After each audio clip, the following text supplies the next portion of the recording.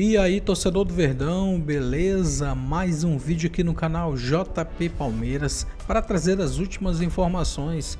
Estou trazendo aqui para vocês o Sem Firula, atualizando as últimas novidades do nosso Palmeiras, galera.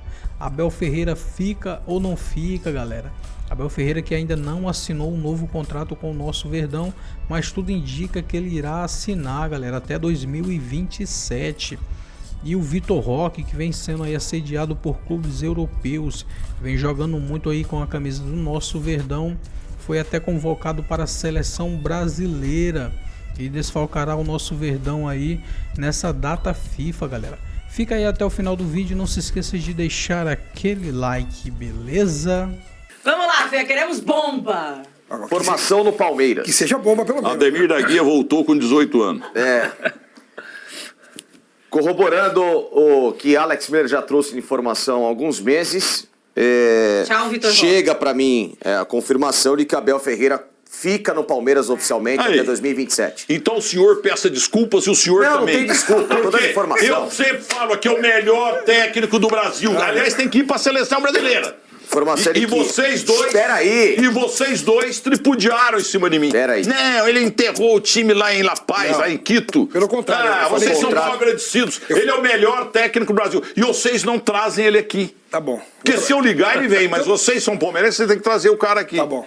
Então, Eu dou até o que me chega de agora café aqui é de que Mozambique o pra ele. Abel renovou pelos próximos 2 anos. O contrato já estava praticamente assinado. Palavrado. O que todo mundo esperava, e o próprio Abel, e que é o que a gente trazia aqui, eram resultados. Tá? Essa história de que porque a cláusula de saída, porque eu vou pra lá, porque é dinheiro, porque não sei o quê. Esqueçam. Tá? O que garantiu o Abel no Palmeiras, em comum acordo com a diretoria, foi a sinergia dos resultados. E o casamento E que- do técnico Abel com a Leila. É um casamento profissional perfeito. Sim, exatamente. Ela confia muito nele, ele também.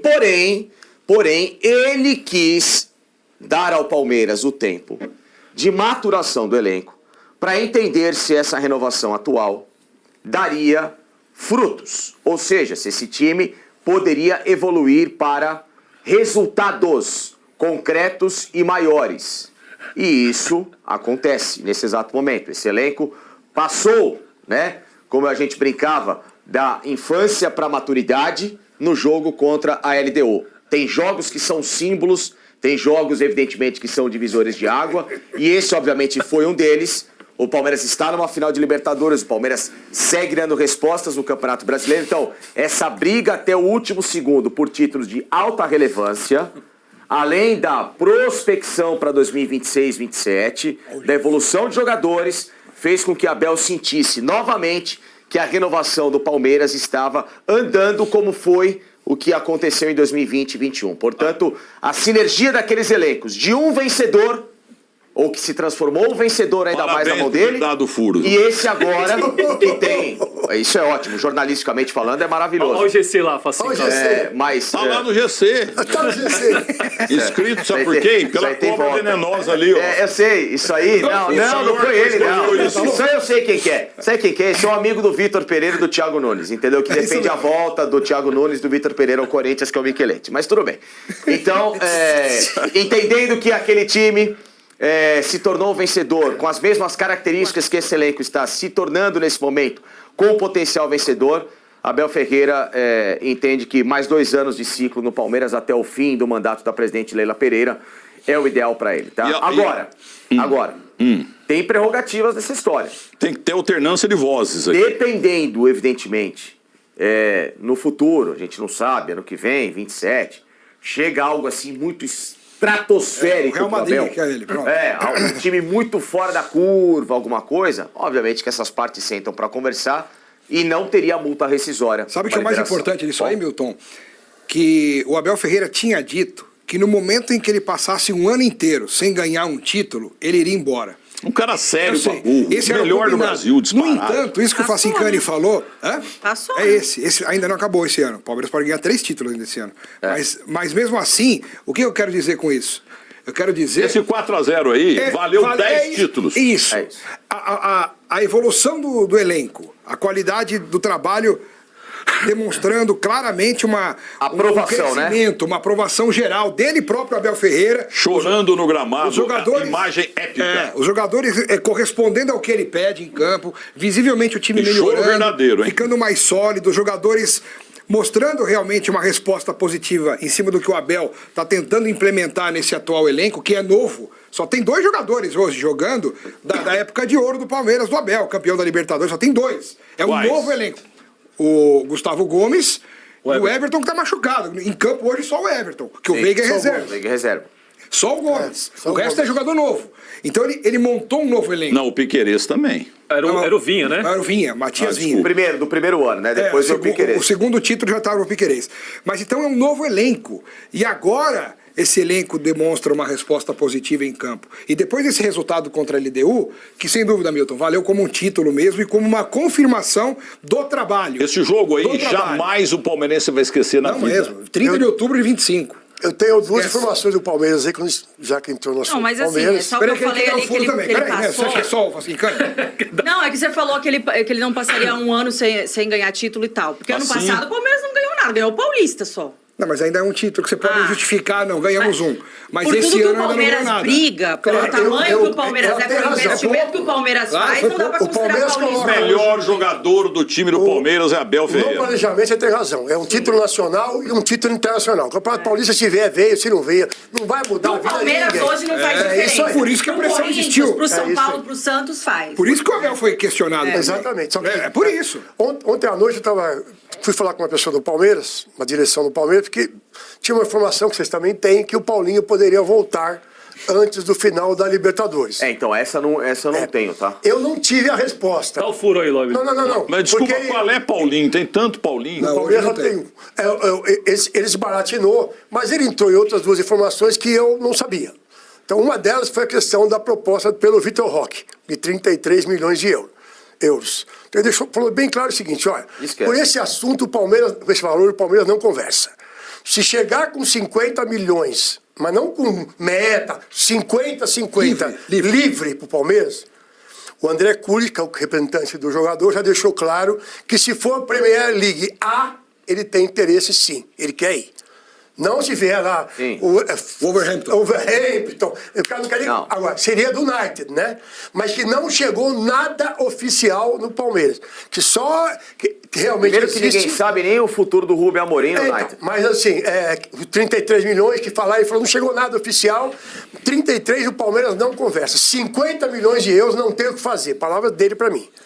E a segunda questão é que a Leila foi convencida a nem conversar a possibilidade de trazer os jogos, trazer a final da Libertadores para Brasília ou para Belém, que há um entendimento que o Flamengo seria muito favorecido, principalmente se o jogo for em Brasília. Então, que se o Palmeiras for negociar por causa de questão política, tudo mais, que seria, o Palmeiras vai tentar, seria Buenos Aires ou Montevidéu. Mas que ela foi convencida a não aceitar. Eu não tinha pensado nisso, honestamente, até falei para antes de começar o programa, mas faz sentido, né? Principalmente Brasília, por mais que você vai equiparar a venda de ingresso, assim, você acaba favorecendo o Flamengo, que é disparada a maior torcida de Brasília, da região. Dividido Mas voltar a falar de um assunto que eu nunca mas também falo. foi em Montevidéu. O assunto pela primeira vez que eu vou falar, citar esse nome, Neymar. Com todo respeito a vocês todos da competentíssima crônica esportiva, principalmente de São Paulo, eu não sou o melhor, mas também não sou o pior. Mas quando que vocês vão acordar para dizer que o seu Neymar e o pai dele, a primeira vez na história que um sujeito vai jogar, escolhe o jogo? Por que a grande imprensa até agora não falou isso, só nós aqui? Você acha que um jogador pode escolher jogo? Eu só jogo se for contra o Muzambique Esporte Clube, entendeu? Gramado sintético eu não jogo. Contra time grande mesmo eu não jogo. Contra o Flamengo no Maracanã ainda não pipocou. Mas agora, puxando a orelha desse jeito dele, ele vai jogar contra o Flamengo. Mas a volta... Mas vai jogar de certo 15 minutos. Mas muitos jogadores escolhem, a própria comissão Então, técnica escolhe, e a grande Milton. imprensa não acorda para esta frase. Tem muitos jogadores que Primeira escolhem. vez na história do futebol que tem um jogador que escolhe adversário. Eu lembro que Só quer jogar na Vila e 15 minutos contra time ruim. A Lele vai me confirmar, mas há uns 2, 3 anos o Renato Augusto escolhia jogo também, né?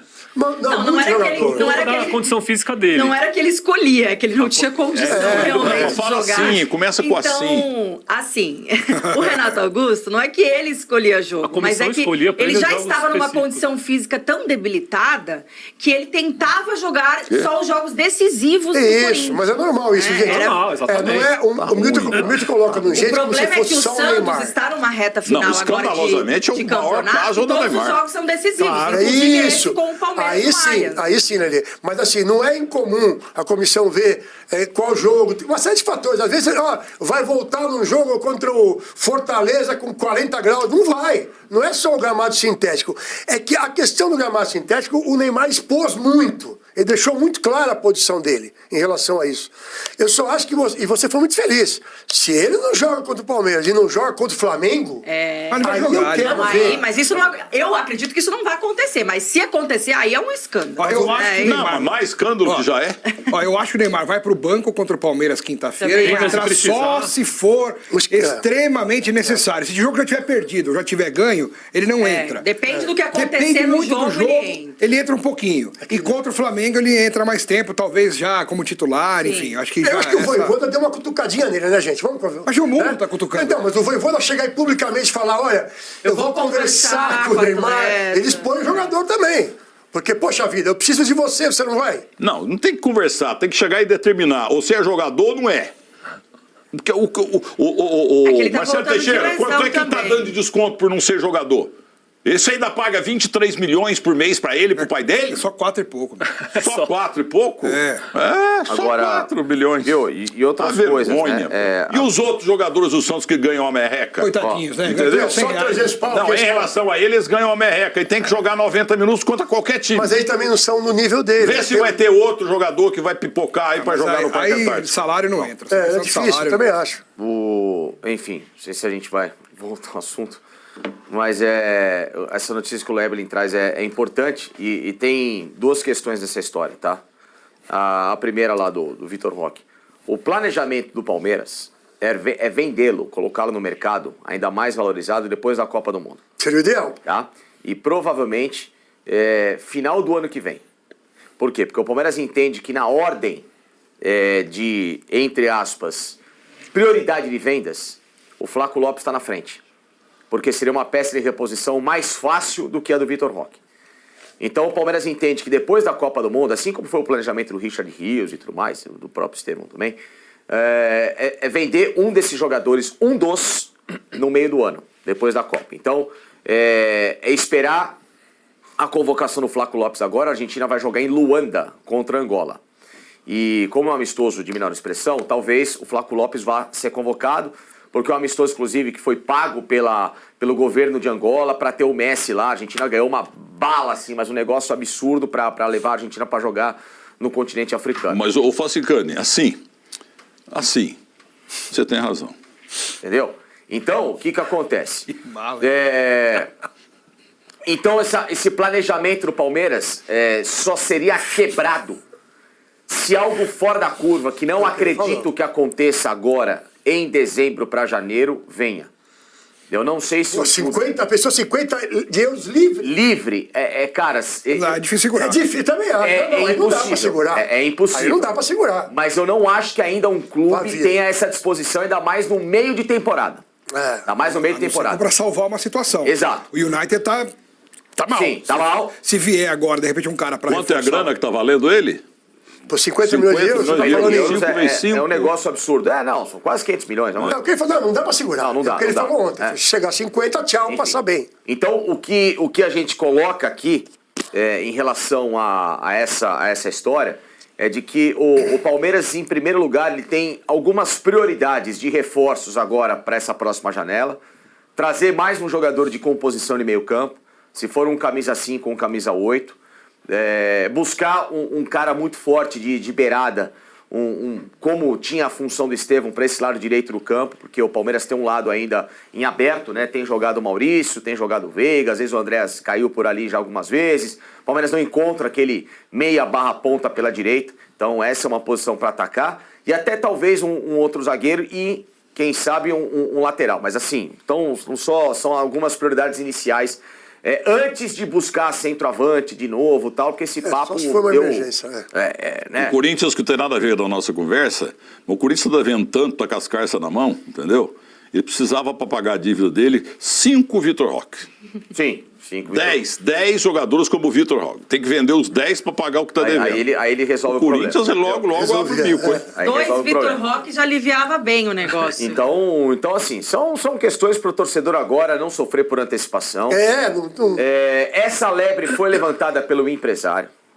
A gente sabe que convocação de seleção, pré-libertadores, essas araras surgem do nada para sair falando a torto e a rodo, entendeu? Então, é absolutamente normal. O que o Palmeiras precisa ter agora é a mente blindada para que isso não mexa, nem vai mexer na cabeça do jogador. O jogador também é privado, o próprio Abel Ferreira também. Acho que é importante a confirmação da renovação do Abel para parar com esse assunto em coletiva também, para ficar, sai, vai renovar, todo mundo. Aliás, o contrato do Abel, para quem não sabe, isso o Alex já trouxe, ele já estava pronto e engavetado antes do Mundial de Clubes. Exatamente. Antes do Mundial de Clubes. Essa é a informação que a gente tinha dado já lá. Já estava engavetado antes do Mundial. Por que o Abel não assinou antes do Mundial ou depois do Mundial? Se houvesse um desastre esse ano, não ia ter como romper o contrato e assinar. Exatamente. E ao mesmo tempo, porque o Palmeiras, infelizmente, não conseguiu esse sonho, esse objetivo, que era de ter buscado esse título, que, de certa forma, ficou palpável para o Palmeiras ir a uma decisão, tá? Não estou dizendo ganhar, mas ir a uma decisão. Ficou palpável, o Palmeiras, infelizmente, naquele jogo do Chelsea. Eu concordo com a sua explanação. Então é isso. Pessoal, eu queria só dar um recado. Coloca de novo aí na tela o nosso WhatsApp, porque eu estou esquecendo de pedir, mas pode mandar mensagem no nosso WhatsApp, é 11 9343 6142.